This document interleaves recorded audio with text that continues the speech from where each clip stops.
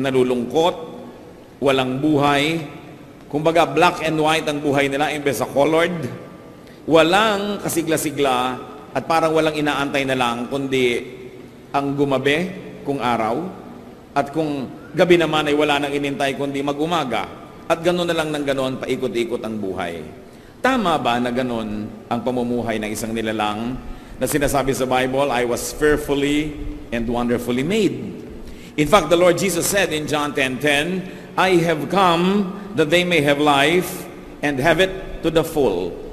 Yan po ang naisin ng Panginoong Hesus para sa atin, magkaroon ng buhay na punong-puno, buhay na buhay at buhay na makabuluhan. Kung tayo po'y nagpipista upang ipagdiwang ang kabutihan ng Panginoon sa atin, marapat din na tayo ay magbulay-bulay, marapat din na suriin natin ang ating buhay kung enjoyable nga ba. So that we may have life and have it abundantly. Ang munti po nating mensahe ngayon, pinamagatan nating 5 steps to life. At hindi po ito yung buhay na biological life, hindi ito yung buhay na eternal life, kundi yung buhay na dito sa mundo, bilang mga anak ng Diyos, papaano natin na matatamasa yung higit na kahulugan, kulay at sidhi ng damdamin ng isang buhay na buhay. Nananalangin kami, Panginoon, para sa isa't isa. Salamat po sa kasiyahan. Panginoon, humihiling kami ng pagpapalang espiritual. Kausapin niyo po kami. Kung may kulang sa aming buhay, kahit man lang kaunti, nawa, isa sa mga pagpapala na maaalala namin ay iminulat mo ang aming mata at binigyan niyo po kami ng hamon upang mabuhay ng punong-puno, masigla at may kahulugan. Kayo po ang siyang maging tagapagsalita ngayon, Panginoon. Tungtungan ang inyong paa, ang inyong lingkod, maitaas namin ang iyong pangalan, pinagdiriwang namin ang kabutihan ninyo. Ang mga salita nyo ang nais aming dinggin, kaya mga salita nyo lang nawa ang aming mapagsalusaluhan. Kayo po pa sa langit, aming tagapagligtas, aming Panginoon, aming Diyos, ang maging tagapagsalita ngayon. Basbasan nyo po kami at itaas nyo ang inyong pangalan lamang.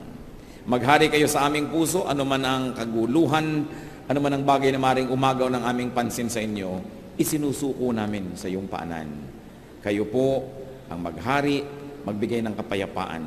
At habang kami naman ay nagtatamasa ng pagpapala mo, nawa, Panginoon, ganun din, ilayo mo sa masasamang tao at masasamang espiritu ang aming mga sambahayan, ang mga mahal namin sa buhay na di namin kasama ngayon.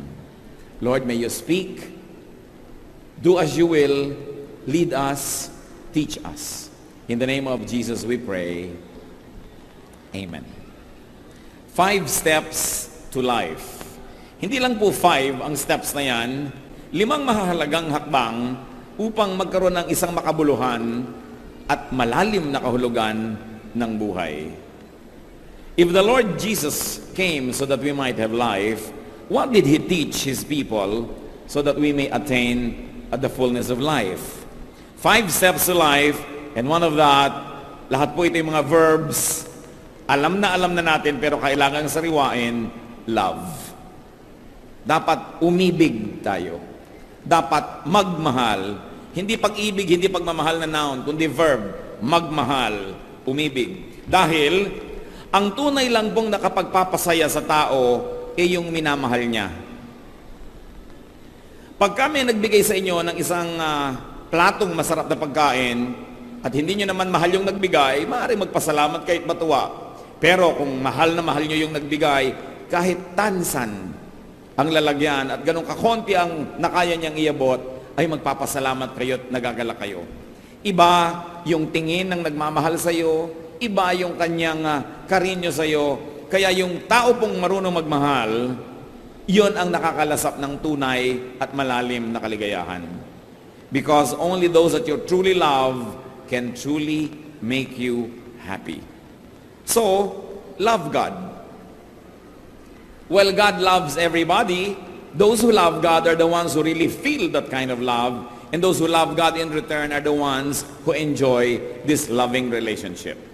Mark 12:30, Jesus said, love the Lord your God with all your heart and with all your soul and with all your mind and with all your strength. Of course, this is a quotation which was very widely known even in the Old Testament. So love God. Love people. Mark 12:31, once more Jesus says, love your neighbor as yourself. Isa po itong hiwaga na parang going to the east by sailing west. That by loving people, by even giving sacrificially to people, that's when we attain the deep forms of happiness, therefore the deeper meaning of living. Those who love attain the highest level of life. No wonder God is described as God of love. Kaya po sinabi sa 1 Corinthians 13, and now these three things remain: faith, hope, love, but the greatest of these is love. Yun talaga ang pinakadakila. At kung tayo po hindi marunong magmahal sa ating kapwa, napakalaki ng pinto ang isinara natin, napapasukan sana ng makahulugang buhay. Napapasukan sana ng maraming kulay, hugis, musika ng buhay na punong-puno at makahulugan. Another verb, another step to life, give. Give to God. Mark 12:17, Jesus says, give to God what is God's. Give to people. Romans 12:13, share with God's people who are in need. So ito pong pagbibigay sa Diyos, sa ating kapwa, pinanggagalingan ito at pinagbabalungan ng napakalalim na uri ng kagalakan na yun lamang mga marunong magbigay na taos-puso ang nakababatid. Yung mga ibang hindi mapagbigay sa Diyos, sa kapwa, akala nila nakakalamang sila. Akala nila kawawa yung palabigay dahil laging nagsasakripisyo, laging nawawala dahil nabibigay sa iba. Ang hindi po nila nababatid, may kaligayahan yon na yun lang talagang tunay na totoong mapagbigay ang nakakadama. So many people miss out on great happiness, on great meaning of life without even knowing it. So give to people you love. 1 Timothy 5:8, if anyone does not provide for his relatives, and especially for his immediate family, he has denied the faith and is worse than an unbeliever. So inaasahan, itinuturo na mamahalin at bibigyan natin ng maaari nating dapat ipagkaloob yung mga mahal natin sa buhay. But then also, we are not limited to that. Give to people you do not love. In fact, probably people you do not even like. Romans 12:20, if your enemy is hungry, feed him. If he is thirsty, give him something to drink. In doing this, you will heap burning coals on his head. Akala nung iba, sa paggawa ng mabuti, doon sa hindi gumagawa ng mabuti sa atin, doon sa mga kumakalaban sa atin, sabi, you will heap burning coals on his head. Na parang nilagyan mo ng baga na nag-aapoy at napakainit ang kanyang tuktok at tuloy nahirapan siya at naparusahan mo. Subalit kung titingnan po natin yung cultural significance ng kasabihang ito, sa Israel po noon ang lahat ng bahay dapat ay may apoy.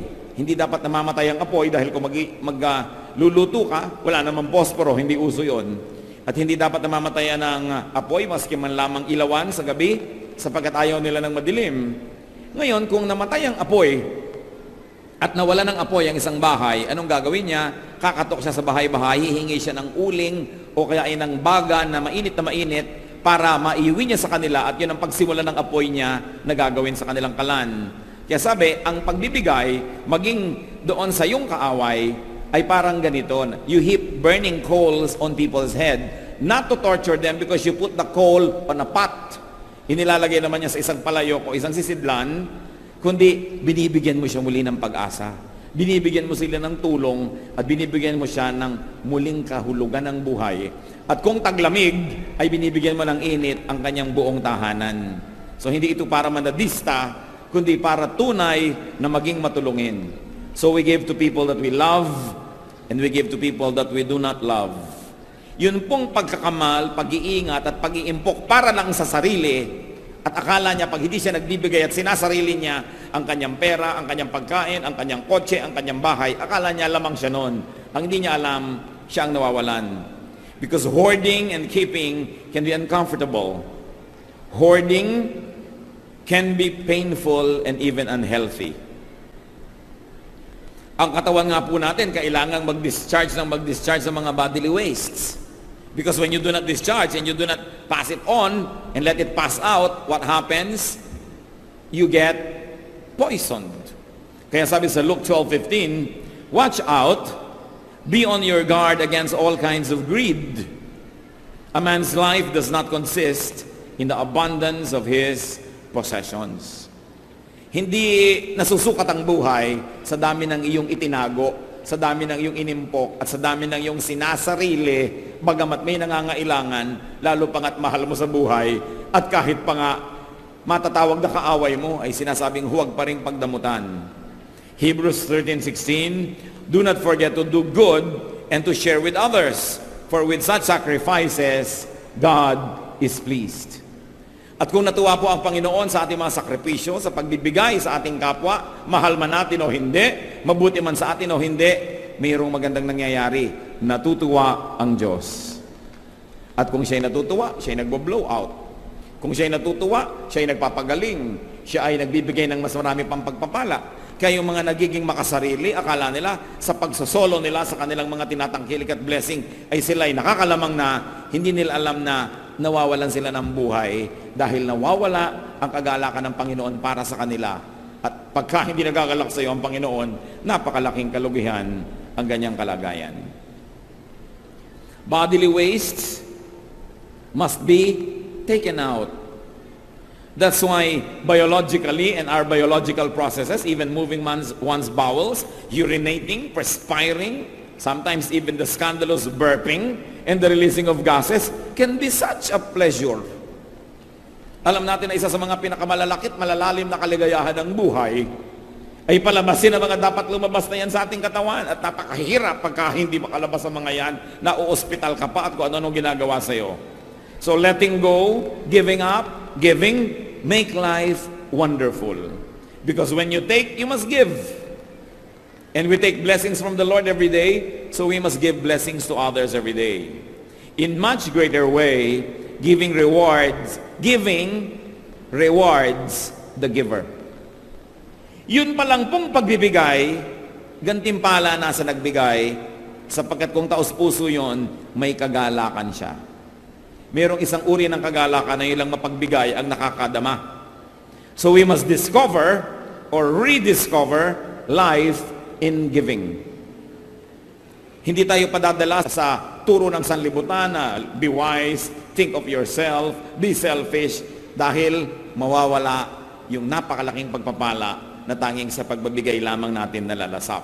Kaya ang conclusion sa Acts 20:35, it is more blessed to give than to receive. And this is not only to condition people so that they will continuously sacrificially give, but it is written because it is true. It is more blessed to give than to receive. Pangatlong hakbang po, to have a full life, forgive. Magpatawad. Forgiving is letting go of toxins, of unhealthful and destructive energies. Dahil po, mga kapatid, tao tayo, magkakamali tayo, magkukulang. Ganon din ang lahat ng mga mahal natin sa buhay. Ganon din ang mga pinapahalagahan natin, maging ating kabiyak, anak, magulang, kapatid, pinsan, kaibigan, kapitbahay, kapwa manggagawa. Darating at darating ang panahon, kung hindi pa dumarating, magkukulang yan sa atin. Magkakasala, magkakamali. Sapagkat lahat ng tao ay magkakamali at magkukulang, magiging miserable ang buhay ng lahat, liban na lang matuto tayong magpatawad. You can never ask perfection from people around you. They will be short of your expectation. They will probably commit errors intentionally or unintentionally. So who is a happy person? A happy person is not the one who is never offended by anybody, because there will always be people who will offend us. A happy person is a person who knows how to forgive. Kung gagawin po nating pamantayan para maging masaya, yung walang nagkakamali laban sa atin, magiging miserable tayo dahil laging may magkakamali. So sino ang masaya? Yun lang marunong magpatawad. Yung tinatanggap niya na magkakamali at magkakamali, magkukulang at magkukulang ang kapwa. At lalo't nangyari na at tapos na, ano pang gagawin natin? Alam naman, magmukmuk na lang tayo buong buhay, magtanim ka ng sama ng loob habang buhay, at huwag mong kausapin ng dating mahal mo buong buhay. The way to have life is to forgive. The only way to keep on living is to forgive. Because if you're going to be a prisoner of other people's errors against you, you will never be happy. The only way to transcend and to deal with the shortcomings of people around us is by forgiving them. Kung sa pagpapatawad po kayo aasa, hawak nyo sa kamay nyo ang inyong kaligayahan kasi kayo ang magpapatawad. Pero kung iaasa nyo na perfect sila at pag nagkakamali sila, magagalit kayo, magiging malungkot kayo dahil walang perfect. So magpatawad. Colossians 3:13-14, bear with each other and forgive whatever grievance you may have against one another. Forgive as the Lord forgave you. And over all these virtues, put on love, which binds them all together in perfect unity. Kaya talagang tama yung sabi ng isang awit, pag-ibig lang ang susi ng lahat. Kung tayo iibig, magmamahal, kakambal ang pagpapatawad. Kaya pag may ikinakasal po ako, madalas sinasabi ko, huwag lang kayong magsumpaan na magmamahalan. Magsumpaan din kayong magpapatawaran. Dahil baka nga hindi pa natatapos yung wedding ceremony, nagkakainisan na kayo. Pero habang kayo'y nagpapatawad, tuloy ang inyong pagiging mag-asawa. Kahit may nagkakamali, parehong nagkamali, pag nagpapatawad, tuloy. Sino po ang hindi nakakatuloy na relasyon? Yung hindi nagpapatawad. Pero pare-pareho lang na-offend, pare-pareho lang nadedesmaya, pare-pareho lang kung minsan nabibigo. Very important. Pang-apat po na hakbang para magkaroon ng sigla ang ating buhay, verb pa rin, fight. Not with your spouse, not with your parents, not with your brothers and sisters. Fight. Dedicate yourself to a great warfare. Dedicate yourself to wholesome, good, and sacred warfare. In other words, brothers and sisters, be at war with something bad. Go to war for something good. Isa po na naobserbahan ko sa buhay, yung mga taong pag tinanong mo, kumusta po? Eto, tinatamad. Eto, walang sigla. Eto, walang magawa. Itong mga taong to, walang giyera sa buhay. Kaya mahalaga may giyera kayo sa buhay. Even God is at war with evil. So the people of God must be at war. We must be at war with something bad. And we should go to war for something good. So dapat meron po tayong cause. Meron kayong isang adhikain. Meron kayong sinasalihang isang movement o isang bagay na nais baguhin ang mundo, ang buhay o mga aspeto ng buhay. Like, gusto nyo bang masugpo? Halimbawa, yung pagtitinda ng sigarilyo sa mga kabataan. Gusto nyo bang masugpo ang pagtitinda ng drugs sa kahit kanino man? Isang cause yan. Gusto nyo bang linisin ang lahat ng ilog ng Pilipinas? Linisin ang Laguna de Bae? O kaya linisin ang ilog Pasig? Gusto nyo ba na arugain ang mga taong lansangan? O kaya ay wakasan ang trafficking of children and women? O kaya ay wakasan ang pagkalbo at walang haba sa pagsira sa ating kalikasan? Dapat may giyera kayo sa buhay. Kasi kung wala kayong giyera, araw-araw, nagtataka kayo kung ba't kayo buhay. Dedicate yourself to a cause higher than yourself. Dedicate yourself to a cause higher than your daily existence. Ang buhay niyo po ba ay pumunta na sa level na araw-araw, ang iniisip niyo lang, ano kaya ang maiulam natin ngayong araw na to? Pagdating sa bahay, ano ang ulam? Ano kaya ang lulutuin natin ngayon? Pag yun na lang ng yun ang inyong iniisip, ibig sabihin wala na kayong giyerang mas malaki pa kesa sa inyong pang-araw-araw na buhay. At mag-uumpisa na kayo na tamarin, humina, mawala ng sigla. Kita niyo po ang mga giyera ni Paul, Philippians 3:8. What is more, I consider everything a loss compared to the surpassing greatness of knowing Christ Jesus my Lord, for whose sake I have lost all things. I consider them rubbish that I may gain Christ. So pumili siya ng giyera niya. Anong giyera niya? To know the glory of Jesus. Ano po ang giyera nyo sa buhay, mga kapatid? To share the gospel, magandang giyera yan. To get ourselves corrected by the Spirit of God more and more, magandang giyera yan. Sapagkat, kung wala kayong malaking adhikain, higit na mas malaki sa ating pang-araw-araw na pamumuhay, higit na mas malaki kaysa ating mga pansariling mga kagustuhan, lahat ng maliliit na bagay, papalakihin ninyo. Ang mga mag-asawang nag-aaway dahil sa mga walang kakwenta-kwentang bagay, because there is no greater cause that binds them, that commands their energies and their dedication. And you know that in the absence of big things, small things become big to small minds. Pag wala na tayong malaking adhikain, pati maliliit na bagay, pinalalaki na tuloy natin at pinag-aawayan pa kuminsan ang mga walang kakwenta-kwenta. Life is not in being a slave of the insignificant. Hindi tayo dapat maging alipin ng mga walang kwenta, ng mga maliliit na bagay. Life is in keeping small things small. Kaya kailangan natin ng perspective. Kailangan merong malaking cause. Katulad na lang ng mga Kristiyano, ang cause natin, to win the world for Christ. So dapat marunong tayo magpasensyahan, magpatawaran at magtanggapan sa isa't isa kahit hindi tayo lagi nag-agree sa ating mga theology dahil may mas malaking cause to win the world for Christ. But people who forget that big cause get embroiled in tiny, little, insignificant, and sometimes very unimportant struggles, sadly, against each other. So, fight. Meron ba kayong giyera sa buhay? Kahit ano yon. Gusto niyo bang i-preserve ang lahat ng mga ancestral houses ng Pilipinas? O gusto niyo ba na ipaglaban ang karapatan ng mga api? O kaya linisin ang pamahalaan? Dapat meron tayong giyera. Hindi pwedeng wala kang pakialam sapagkat ang pakikisangkot, ang pakikialam, ang siyang nagpapatibay, nagpapasigla ng ating buhay. And finally, another step to life, dream. Mangarap. Desire. Chase your rainbow.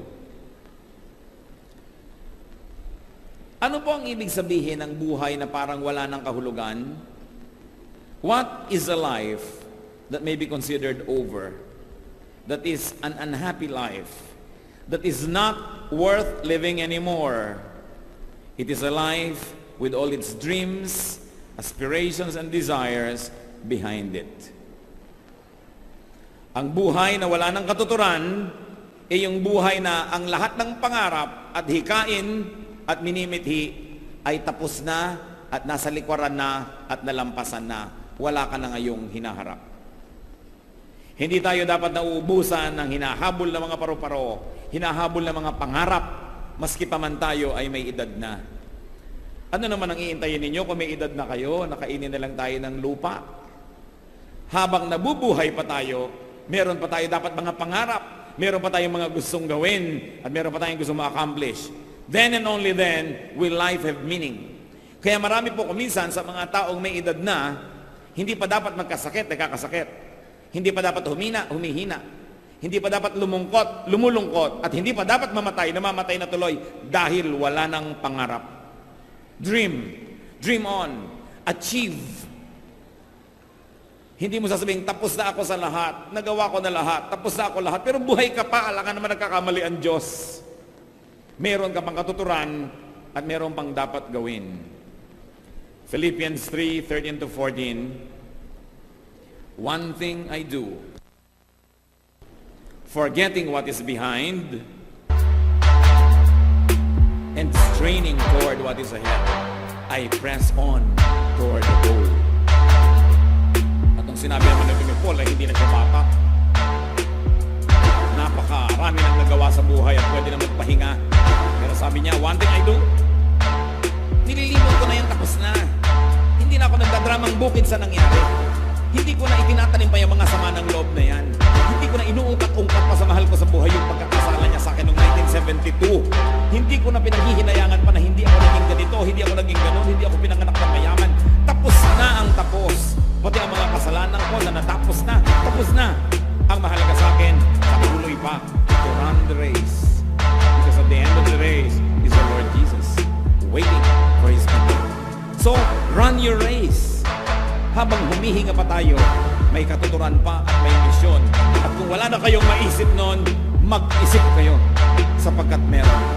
Otherwise, it's probably a mistake of heaven that you are still alive.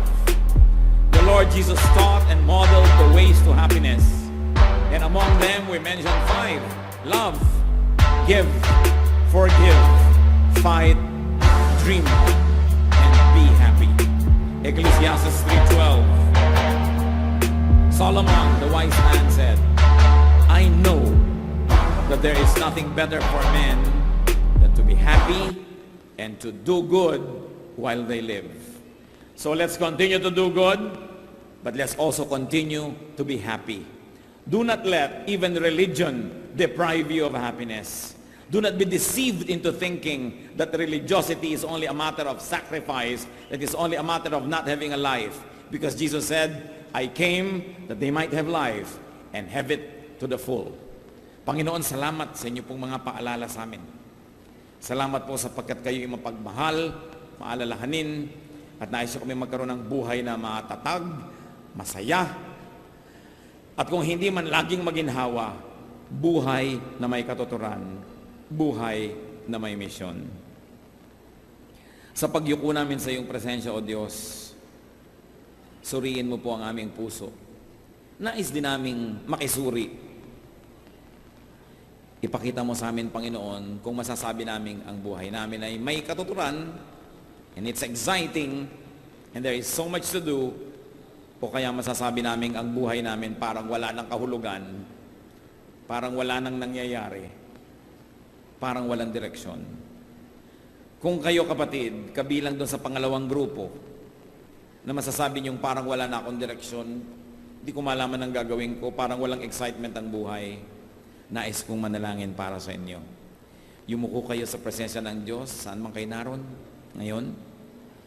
Hihingi tayo sa Diyos ng isang mahimalang paghipo, na makita nyo ang maaring hindi nyo na pagpapapansin kung ano pa ang mga misyon na dapat natin gawin sa buhay. Panginoon, kung meron sa aming kalagitnaan, sino man